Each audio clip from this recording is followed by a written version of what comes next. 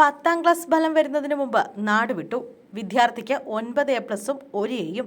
പക്ഷേ കുട്ടിയെ കണ്ടെത്താൻ സാധിച്ചില്ല. പത്തനംതിട്ട തിരുവല്ലയിലാണ് സംഭവം.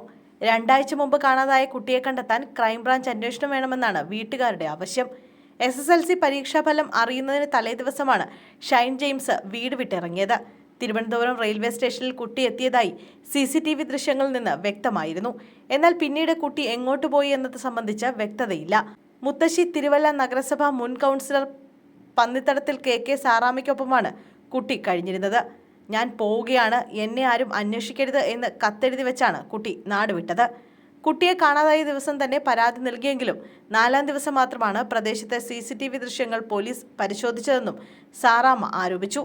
കുട്ടി 2 കിലോമീറ്ററോളം നടന്ന് മല്ലപ്പള്ളി തിരുവല്ല റോഡിലെത്തി പ്രൈവറ്റ് ബസ് സ്റ്റാൻഡിലിറങ്ങി. അവിടെ നിന്നും KSRTC സ്റ്റാൻഡിലെത്തിയെന്നും വിവരം ലഭിച്ചു.